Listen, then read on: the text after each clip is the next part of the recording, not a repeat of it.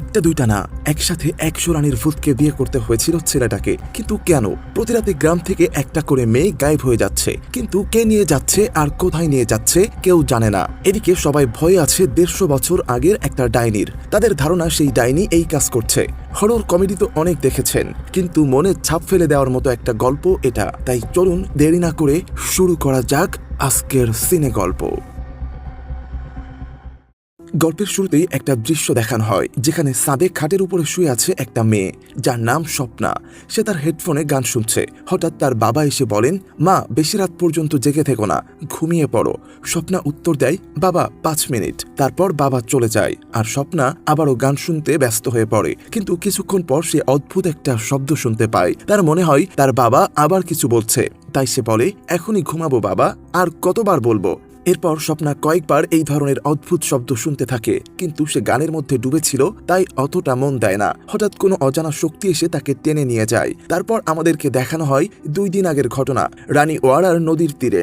সেখানে 3টা মেয়ে, কিঞ্জল, স্বপ্না এবং সৃষ্টি গানের সাথে নাচছিল। তখন এক ব্যক্তি, যার নাম ওমকার, সে এসে তাদের গান বাজানো বক্সটা ভেঙে দেয়। সে বলল, তোমরা কি পাগল হয়ে গেছো? জানো না রানী ওয়ারায় নাচন গান করা নিষেধ? কিঞ্জল, যে কিনা কিছুদিন আগেই শহর থেকে পড়াশোনা শেষ করে এসেছে, তাই হয়তো ভুলে গেছে গ্রামটির রীতিনীতি। কিন্তু তুমি তো গ্রাম প্রধানের মেয়ে, তুমি কি জানো না জামকুড়ি নামের সেই ডাইনির অভিশাপের কথা?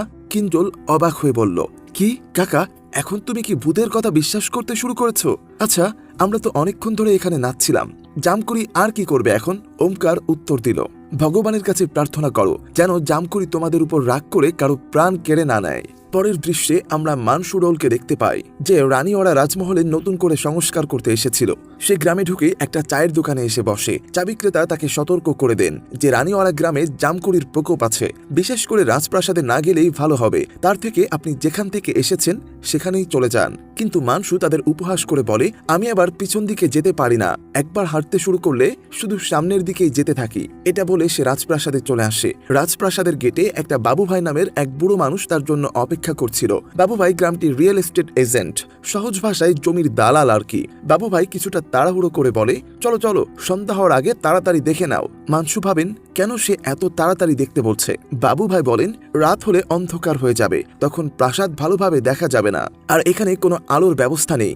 এরপর লন্ডন থেকে রাজপ্রাসাদের মালিক কুমুদের ফোন আসে মানসুর কাছে। কুমুদ বলে, আমি খুব শীঘ্রই রানীওয়াড়ায় আসছি, তাই মনোযোগ দিয়ে কাজ শুরু করে দাও। ফোন কেটে দেওয়ার পর মানসুবাবু ভাইকে জামকুড়ি নিয়ে প্রশ্ন করে বলেন, এই জামকুড়ির ব্যাপারটা কি? তখন বাবু ভাই তাকে জানিয়ে দেন, এটা কিছু না, শুধু একটা পুরনো গল্প, ওই মানুষের মুখে মুখে ঘুরে বেড়াচ্ছে আজও। অনেক বছর আগে রানীওয়াড়ায় রাজা ইন্দ্রজিতের রাজত্ব ছিল।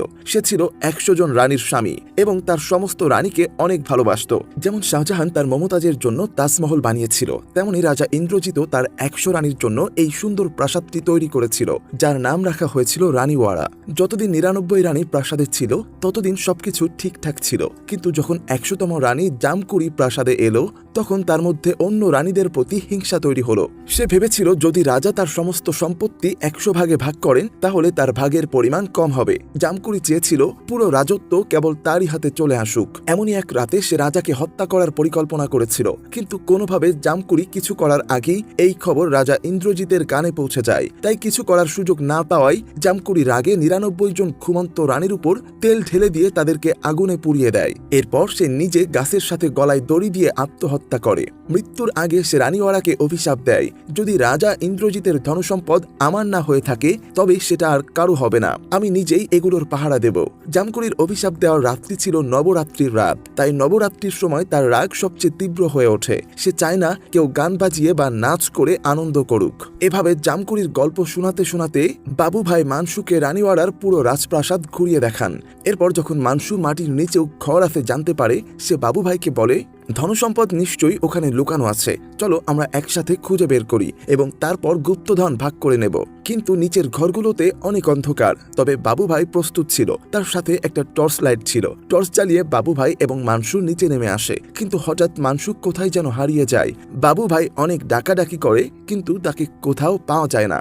তাই ভয় পেয়ে বাবু ভাই সেখান থেকে বাইরে বের হয়ে আসে। বাইরে এসে নিচে তাকিয়ে রক্তাক্ত পায়ের চিহ্ন দেখতে পায়, আর এটা দেখে তার ভয় আরো বেড়ে যায়। বাবু ভাই যখন সেখান থেকে দৌড়ে পালাচ্ছিল তখনই ইন্সপেক্টর ওমকার সেখানে চলে আসেন। রাজপ্রাসাদের গেটের তালা খোলা দেখে ভেতরে কারা আছে সেটা দেখতেই ওমকার এখানে এসেছিল। ওমকার ছিল একজন পুলিশ ইন্সপেক্টর, কিন্তু সে বেশিরভাগ সময় ইউনিফর্ম ছাড়া ঘুরে বেড়াতো।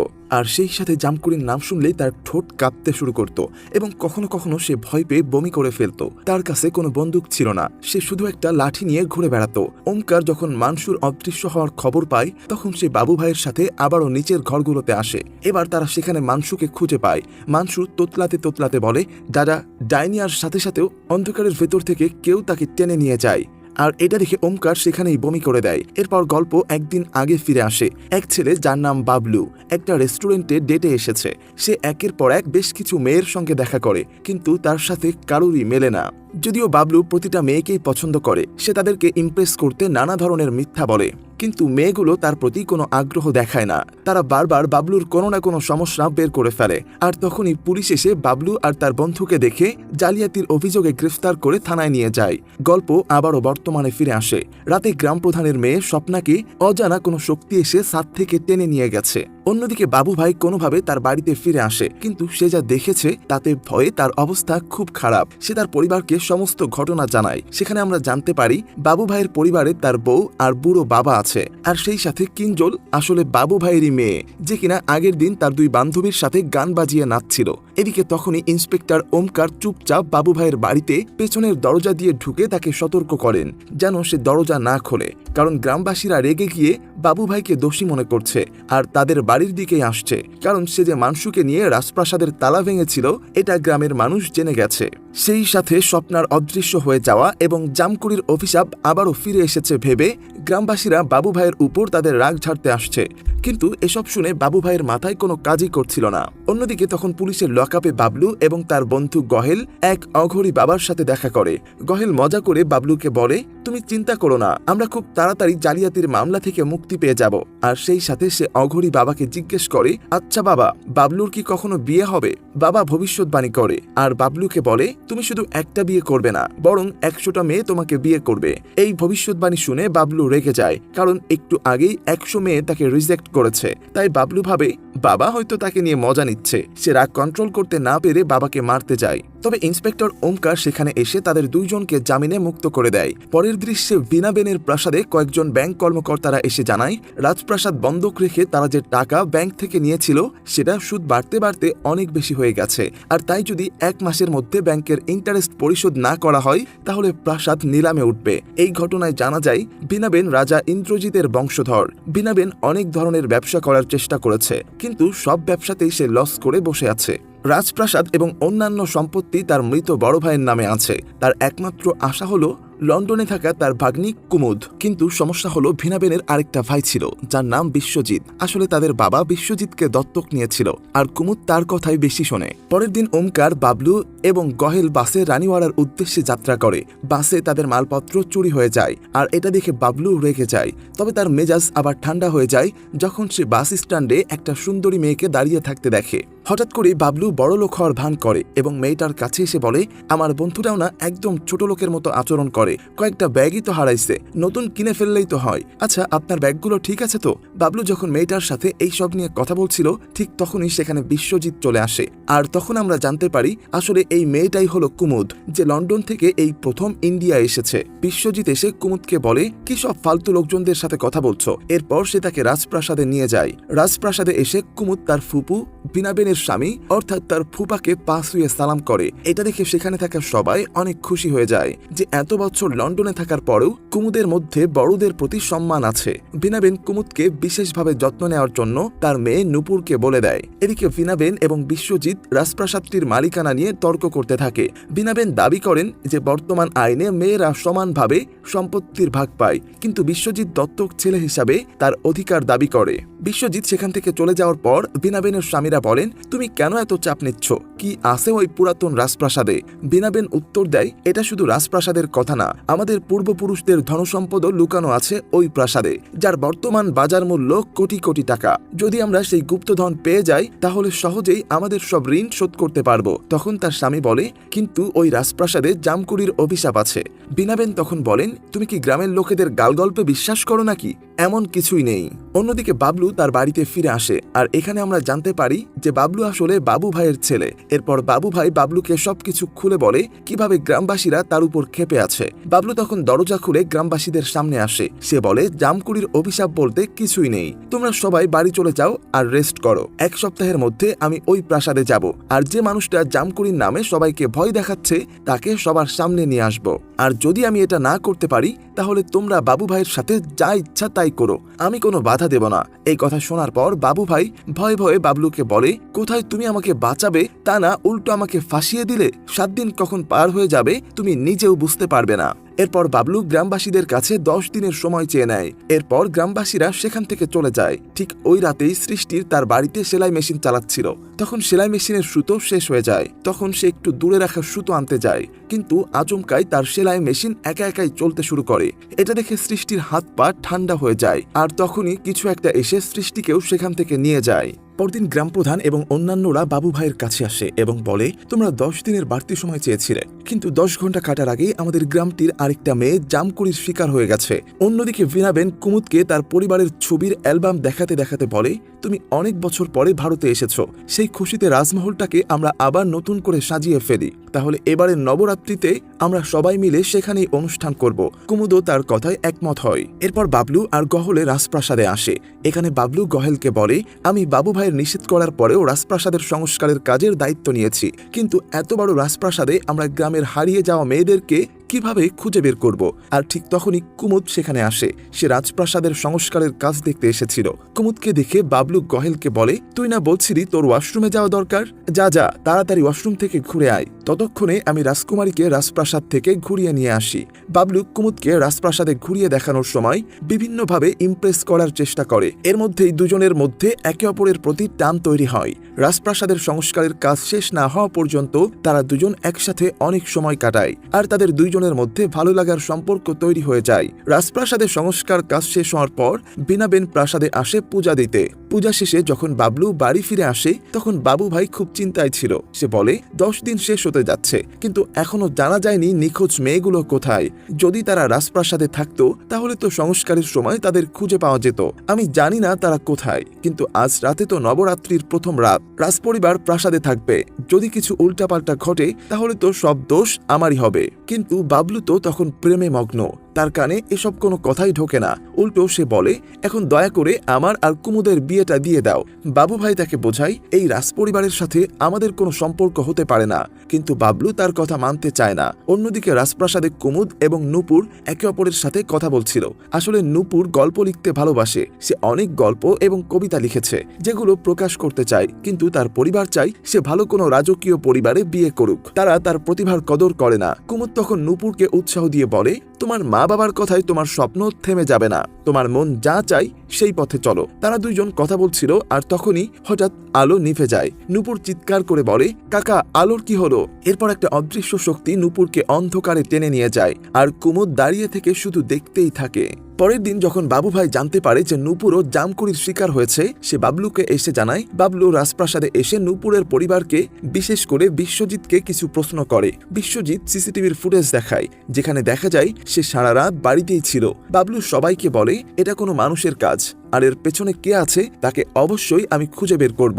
এরপর যখন বাবলু নিজের বাড়ি ফিরে আসে, সে দেখে যে ছেলেপক্ষ তার বোন কিঞ্জলকে দেখতে এসেছে, কিন্তু কিঞ্জল এখন বিয়ে করতে চায় না। সে নাচে খুব দক্ষ এবং শহরের একটা নাচের প্রতিযোগিতায় অংশ নিতে চায়। সে বিশ্বাস করে প্রতিযোগিতায় জিতে গেলে সে একজন ভালো নাচের কোরিওগ্রাফার হিসেবে কাজ পাবে। তবে তার বাবা মা এতে রাজি না, আর তাই ইচ্ছার বিরুদ্ধে বিয়ে দেওয়ায় সে বাবলুর সামনে এগুলো বলতে বলতেই কেঁদে ফেলে। এটা দেখে বাবলু বেশ কষ্ট পায়। ঠিক একই রাতে কিঞ্জলও নিখোঁজ হয়ে যায়। যায়। আর এই ঘটনায় পরদিন গ্রামে বিশাল হইচই পড়ে যায়। তার মা কাঁদতে থাকে আর বাবলু এবার রেগে যায়। সে গ্রামবাসীদের ডাক দেয় এবং সবাইকে নিয়ে প্রাসাদে হারিয়ে যাওয়া মেয়েদেরকে খুঁজতে যাওয়ার কথা বলে, কিন্তু কেউই জামকুড়ির ভয়ে এগোতে চায় না। বাবলু তাদের বোঝানোর চেষ্টা করে আর বলে, তোমরা যদি জামকুড়ির ভয় কাটাতে না পারো তাহলে প্রতি রাতে গ্রামের কোনো না কোনো মেয়ে গায়েব হয়ে যাবে। কিন্তু তবুও তারা চুপ করেই থাকে। কুমুদ এগিয়ে এসে বলে, আমি তোমার সঙ্গে যাব। বাবলু তাকে বোঝাতে চেষ্টা করে, বলে এটা তার দায়িত্ব না, কারণ সে তো এখানে থাকে না। কুমুদ জেদ ধরে বলে, এটা আমার নিজের বাড়ি আর আমি গ্রামের মেয়েদের জন্য তোমার সঙ্গে যাব। বাবু ভাইও একমত হয় এবং জানায় এটা শুধু আমার মেয়ে হারানোর কথা নয়, বরং গ্রামের সব মেয়েদেরও সমস্যা। এরপর ওমকার এবং চায়ের দোকানের ছেলেরা তাদের সঙ্গে যাওয়ার সিদ্ধান্ত নেয়। বাবলু প্ল্যান করে রাজপ্রাসাদে গিয়ে তারা 3টা দলে ভাগ হয়ে খুঁজতে শুরু করবে। এক দলে থাকবে বাবু ভাই এবং ওমকার, আরেক দলে গহেল এবং চায়ের দোকানের ছেলেরা, এবং তৃতীয় দলে থাকবে বাবলু এবং কুমুদ। ভয় তো সবারই লাগছিল, কিন্তু তারপরেও তারা চারিদিকে খুঁজতে শুরু করে। বাবলু এবং কুমুদ একে অপরের সঙ্গে কথা বলে পরিস্থিতি কিছুটা হালকা করার চেষ্টা করে। কুমুদ বাবলুকে জিজ্ঞাসা করে, তুমি কেন চশমা পরা বন্ধ করেছো? বাবলু উত্তর দেয়, আমাকে কেউ একজন বলেছিল চশমা ছাড়া নাকি চোখে চোখ রেখে কথা বলতে সুবিধা হয়। কুমুদ মজা করে প্রশ্ন করে, তুমি তো এখনো চোখে চোখ রেখে কথা বলতে পারো না। বাবলু মুচকি হাসে এবং বলে, আস্তে আস্তে ঠিক শিখে যাব। অন্যদিকে বাবু ভাই খোঁজাখুঁজির সময় ভয় পেয়ে গিয়ে ওমকারকে বলে, একটা গান গাও যেন মনটা হালকা হয়। ওমকার অনিচ্ছা নিয়ে গান গাওয়ার চেষ্টা করে, কিন্তু হঠাৎ তারা অন্ধকারে এক নারীর ছায়া দেখতে পায় আর দুজনেই ভয় পেয়ে সেখান থেকে পালিয়ে যায়। এর মধ্যে গহেল চায়ের দোকানের ছেলেদের ভূতের গল্প শোনাতে থাকে, কিন্তু হঠাৎ তার কাঁধে একটা হাত স্পর্শ করে। ভয়ে কাঁপতে কাঁপতে সে ফিরে তাকায় এবং দেখে এটা তো কিঞ্জলের দাদা। এত বয়স হয়ে গেলেও সে তার নাতনিকে খুঁজতে একা একা ঠিকই চলে এসেছে। গহেল তাকে বাড়িতে ফেরত পাঠিয়ে দেয়, কিন্তু কিছুক্ষণ পর তারাও জামকুড়ির ছায়া দেখতে পায় আর সঙ্গে সঙ্গেই ভয়ে লুকিয়ে পড়ে। বাবু ভাই বাবলুকে ফোন করে জানায় যে জামকুড়ির আত্মা তাদেরকে ফলো করছে। বাবলু এক্সাইটেড হয়ে বলে, তুমি চিন্তা করো না, আজকে আমরা জামকুড়িকে ধরেই ফেলবো। কিন্তু পরিস্থিতি আরো খারাপ হয়ে যায় যখন তারা বুঝতে পারে যে জামকুড়ি একই সময়ে কয়েক জায়গায় একসাথে উপস্থিত থাকতে পারে। এমনকি কুমুদের সামনেও জামকুড়ি চলে আসে। বাবলু ভয় পেয়ে কুমুদকে একা ফেলে পালিয়ে যায়। এদিকে জামকুড়িকে তাড়াতে বাবু ভাই হনুমান চালিসা পাঠ করতে থাকে। ওমকার তার ভয়কে সামলাতে না পেরে জামকুড়ি যখন তাদের কাছে আসে ভয়ে তার উপরই বমি করে দেয়। আর এদিকে গহেল তখন উল্টো হয়ে হেঁটে জামকুড়িকে ভয় দেখানোর চেষ্টা করে, আর অদ্ভুত বিষয় হলো এতে কাজ হয়। জামকুড়ি ভয়ে পিছিয়ে যায়। কুমুদ তখন সাহস দেখিয়ে জামকুড়ির সামনে গিয়ে চ্যালেঞ্জ করে তাকে বলে, তুমি যদি সত্যি জামকুড়ি হও তাহলে আমাকে গিলে খেয়ে দেখাও। ঠিক তখনই বাবলু একটা সাদা চাদর পরে লাল রঙের পেইন্ট মুখে লাগিয়ে হাজির হয়। তাকে দেখে মনে হচ্ছিল সে নিজেই যেন একটা ভূত। বাবলুকে দেখে তাদের সামনে থাকা জামকুড়ি অজ্ঞান হয়ে পড়ে যায়। ভাবুন তো, এক ভূতকে দেখে অন্য ভূত জ্ঞান হারাচ্ছে। বাবলু এবং বাকিরা মিলে 3টা জামকুড়িকে ধরে ফেলে এবং তাদের মুখোশ খুলে ফেলে। তখন দেখা যায় যে 3জনই বিশ্বজিতের লোক। তাদের মধ্যে একজন হলো মানসু। তারা স্বীকার করে যে বিশ্বজিৎই এই পুরো জামকুড়ির কাহিনী সাজিয়েছে গ্রামবাসীদের ভয় দেখানোর জন্য, যাতে রাজপ্রাসাদ তার দখলে চলে আসে। আর এসব কিছু যখন গ্রামবাসীরা জানতে পারে তারা রেগে গিয়ে বিশ্বজিতের বাড়িতে হামলা করতে যায়। আর সবাই জানতে চায় গ্রামের 3টা মেয়েকে সে কোথায় লুকিয়ে রেখেছে। ওমকার তখন সবাইকে বলে, কেউ নিজের হাতে আইন তুলে নেবেন না। বিশ্বজিতের যে শাস্তি হবে সেটা আইনের আওতায় হবে। তখন গ্রামের বাকিরা সবাই বলে, শাস্তি শুধু বিশ্বজিতের না, সেই সাথে ভিনাবেনেরও হতে হবে, কারণ সে নিজেও তার মেয়েকে গায়েব হওয়ার নাটক করতে বলেছিল, যাতে কুমুদের মনে জায়গা করে নিয়ে রাজপ্রাসাদ নিজের করে নিতে পারে। তখন বাবলু চায়ের দোকানের ছেলেদের সাহায্যে নূপুরকে খুঁজে পায়, আর তাই ভিনাবেনের সামনে গিয়ে বাবলু একটু উঁচু গলায় তাকে বেশি কথা বলে। কুমুদ তখন রেগে গিয়ে বাবলুকে থাপ্পড় মারে। বাবলু তখন কষ্ট পেয়ে ফিরে যায় আর একটা সানগ্লাস পরে দূরে গিয়ে বসে পড়ে। কিন্তু গহেল তখন তার কাছে এসে বলে, যতই দোষী হোক একজন মহিলার সাথে তোমার ওইভাবে কথা বলা উচিত হয়নি। আর এখন যাও, কুমুদের কাছে মাপ চেয়ে নিজের মনের কথাগুলো খুলে বলো। কিন্তু বাবলু কিছুটা দ্বিধায় পড়ে যায়, কারণ তার মনে হচ্ছিল হয়তো কুমুদ তাকে রিজেক্ট করে দেবে। অন্যদিকে ভিনাবেন কুমুদের কাছে এসে মাপ চেয়ে বলে, আসলে আজকে যা হয়েছে তার জন্য বাবলু বা গ্রামবাসী কেউই দায়ী না। গ্রামবাসীরা এখনো আমাদের পরিবারের উপর ভরসা করতে পারে না। তাই তুমি যদি গ্রামবাসীদের বিশ্বাস অর্জনের জন্য রাজপ্রাসাদে একটা নবরাত্রির অনুষ্ঠানের আয়োজন করো, আর কয়েকশো বছর পর নবরাত্রিতে রাজপ্রাসাদে প্রথমবারের মতো অনুষ্ঠান হবে এবং পুরো গ্রামকে আমন্ত্রণ জানানো হয়, তাহলে নিশ্চয়ই তারা আবার রাজপরিবারের উপর ভরসা খুঁজে পাবে। কুমুদও রাজি হয়ে যায় আর অনুষ্ঠান শুরু হয়। কুমুদ গ্রামের অন্যান্য মেয়েদের সাথে মিলে নাচতে থাকে, কিন্তু বাবলু তার কাছে যাওয়ার চেষ্টা করলে সে তাকে ইগনোর করে। নাচ শেষে কুমুদ ভিনাবেনের কাছে গিয়ে কিছু বলার চেষ্টা করে। হঠাৎ করে দেখা যায় কুমুদকে জামকুড়ির আত্মা বশ করে ফেলেছে, আর তাকে দেখে ভিনাবেন চিৎকার করে অজ্ঞান হয়ে পড়ে যায়। আর জামকুড়িকে দেখে অনুষ্ঠানের বাকি গ্রামবাসীরাও সেখান থেকে দৌড়ে পালিয়ে যায়। পরদিন বিশ্বজিৎ জামিনে মুক্তি পেয়ে যায়, কারণ তার বিরুদ্ধে মেয়েদেরকে গায়েব করার কোনো শক্ত প্রমাণ নেই। তবে বিশ্বজিৎ ছাড়া পেয়ে আবারও প্ল্যান করতে থাকে, যেভাবেই হোক এবার সে রাজপ্রাসাদে লুকিয়ে রাখা গুপ্তধন খুঁজে বের করবেই। আর তার জন্য সে প্ল্যান করে পুরো রাজমহলকেই বোম দিয়ে উড়িয়ে দেবে। অন্যদিকে বাবলু এবং গহেল একসাথে বসে কথা বলছিল। তারা দুজনে প্রথমে ভেবেছিল জামকুড়ির ব্যাপারটা পুরোটাই মিথ্যা, কিন্তু গতরাতে তারা চোখের সামনে যা দেখেছে, এরপর তাদের এই বিষয়ে কোনো সিরিয়াস সিদ্ধান্ত নিতেই হবে। আর সেই সাথে কুমুদকেও কোথাও খুঁজে পাওয়া যাচ্ছে না। জামকুড়ির আত্মা তাকে সাথে করে কোথায় নিয়ে গেছে কেউ জানে না। তখনই বাবলুর মনে পড়ে জেলে থাকা সেই বাবার কথা, আর সোজা দুইজন থানায় এসে বাবার সাহায্য চায়। প্রথমে বাবা কিছুতেই রাজি হচ্ছিল না, তবে বাবলু তার আগের ব্যবহারের জন্য বাবার কাছে ক্ষমা চাইলে সে সাহায্য করতে রাজি হন। বাবা জানান জামকুড়ির আত্মা প্রাসাদের সেই শুকনো বটগাছের সাথে আটকে আছে, যে গাছের সাথে সে আত্মহত্যা করেছিল। সেই অভিশাপ ভাঙতে হলে ওই গাছটাকে উপড়ে ফেলে পুড়িয়ে দিতে হবে। তাই বাবলু বাবাকে নিয়ে তাদের গ্রামে আসে আর গ্রামবাসীদেরকে নিয়ে গাছটা খুঁড়তে শুরু করে। ততক্ষণে বাবা গাছের পাশেই তার পূজার সেট করে নেয়, কিন্তু প্রাসাদের অন্যদিকে তখন বিশ্বজিৎ এবং তার লোকেরা রাজপ্রাসাদ উড়িয়ে দেওয়ার জন্য বোম লাগাচ্ছিল। কিন্তু জামকুড়ির আত্মা তখন বিশ্বজিতের লোকেদের আক্রমণ করে তাদের হাওয়ায় তুলে এদিক ওদিক ছুঁড়ে ফেলতে শুরু করে এবং শেষ পর্যন্ত বিশ্বজিতের ঘাড় ভেঙে তাকে মেরে ফেলে, আর রাজপ্রাসাদ উড়িয়ে দেওয়ার প্ল্যান থেমে যায়। এদিকে গাছটা খুঁড়তে গিয়ে গ্রামবাসীরা একটা বাক্স খুঁজে পায়। বাবলু বলল, এই বাক্স খুলে দেখো এতে কি আছে। বাক্স খুলতেই তারা আশ্চর্য হয়ে যায়, কারণ এখানেই ছিল সেই লুকানো গুপ্তধন। কিন্তু হঠাৎ কুমুদ সেখানে চলে আসে, আর যে লোকটা মাটি খুঁড়ছিল তার গলা চেপে ধরে। এই দৃশ্য দেখে সবাই ভয় পেয়ে দৌড়ে পালাতে শুরু করে, কিন্তু বাবলু সবাইকে থামিয়ে দিয়ে বলে, কারো ভয় পাওয়ার দরকার নেই। বাবলুর কথা শুনে সবাই থেমে যায়। তখন বাবলু কুমুদকে বলল, ওই নিরীহ মানুষটাকে ছেড়ে দাও, গরিব লোকটা মারা যাবে, তার কি দোষ, বলো তুমি কি চাও। বাবলুর কথা শুনে জামকুড়ি লাফ দিয়ে সামনে আসে এবং লোকটিকে ছুঁড়ে মাটিতে ফেলে দেয়। আর তখন অঘরী বাবা গাছে আগুন ধরিয়ে দেয়, যা দেখে জামকুড়ি হাসতে থাকে এবং বলে, তোমরা কি ভাবছো গাছ পুড়িয়ে দিলেই মুক্তি পাবে? এই গুপ্তধন আমারই। তখন বাবলু উত্তর দেয়, আমি তোমার গুপ্তধন চাই না, আর এটা তো সেই গুপ্তধন যা তুমি ৯৯ জন নারীকে মেরে তাদের কাছ থেকে কেড়ে নিয়েছিলে। জামকুড়ি রেগে চিৎকার করে বলে, তোমাদের ওই পুরুষতান্ত্রিক সমাজ সবসময় মহিলাদের ভুল বুঝে এসেছে। তারা আমার আসল গল্পটাকে সম্পূর্ণ উল্টে দিয়েছে। আজ আমি তোমাদের আমার আসল কাহিনী নিজেই বলবো। এরপর সে বলে, একসময় রানীওয়াড়া রাজ্যে রাজা ইন্দ্রজিৎ শাসন করতেন এবং রানীওয়াড়ার আর্থিক অবস্থা খুব বেশি ভালো ছিল না। কিন্তু রাজা একের পর এক অনেক মেয়েকে বিয়ে করতে থাকেন এবং তারা কোনো সাধারণ মেয়ে ছিলেন না। প্রত্যেকেরই ছিল কোনো না কোনো বিশেষ প্রতিভা, আর আমি ছিলাম একজন লেখিকা। আমি অনেক গল্প, কবিতা এবং শায়েরি লিখেছি, তবে যা লিখতাম তা ছিল ওই সমাজের অবহেলিত মহিলাদের নিয়ে। রাজা ইন্দ্রজিৎ যখন আমার এই প্রতিভা জানতে পারলেন, তিনি আমাকে বিয়ে করতে চাইলেন এবং ভাবলেন আমি তার একাধিক রানীর মধ্যে একজন হয়ে মহিলাদের কল্যাণে কাজ করব। এখানে আসার পর আমি জানতে পারি যে রাজা পিশাচ পূজা করত এবং নবরাত্রির রাতে সে তার ১০০ প্রতিভাবান নারীকে বলি দিতে চেয়েছিল, যাতে পিশাচ তাকে ধনী বানিয়ে দেয়। সেজন্য সে একটা বিশাল জায়গায় আগুন ধরায় আর একে একে রানীদের পুড়িয়ে দেয়। যখন আমার পালা আসে, আমি জীবন বাঁচানোর জন্য পালাতে চেয়েছিলাম, কিন্তু ধরা পড়ে যায়। আমি গ্রামবাসীদের কাছে আমার প্রাণ বাঁচানোর জন্য মিনতি করি, কিন্তু রাজার ভয়ে কেউ এগিয়ে আসেনি। নবরাত্রিতে মা দুর্গার পূজা হয়, কিন্তু কেউই সেদিন একটা মেয়েকে বাঁচানোর জন্য এগিয়ে আসেনি। আর ওই দিন আমি সমাজের আসল চরিত্র দেখলাম এবং আমি অভিশাপ দিলাম যে এখন থেকে রানীওয়াড়াতে নবরাত্রি আর কখনো পালন হবে না। কেউ যদি পালন করতে যায় তাহলে আমি ফিরে আসব। তারপর আমি এই গাছের ডালে ঝুলে আত্মহত্যা করি এবং সেই থেকে আজ পর্যন্ত আমি রানীওয়াড়ার গুপ্তধনের পাহারা দিয়ে রেখেছি।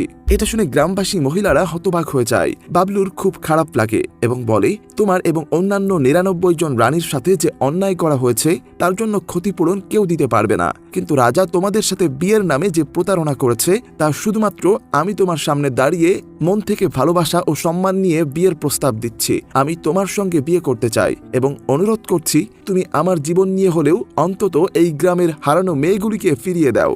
তখন জামকুড়ি একটু পিছিয়ে যায় এবং হঠাৎ বাক্সটি আবার কাঁপতে শুরু করে। এবং তার ঢাকনা খুলে যায়। এক এক করে বাক্স থেকে 99 নারীর আত্মা বেরিয়ে আসে এবং দাঁড়িয়ে পড়ে সবার সামনে। সবাই হতভম্ব হয়ে যায়। এরপর জামকুড়ি বলে, আমি তো একা প্রতারিত হইনি, এই মেয়েগুলোও প্রতারিত হয়েছে।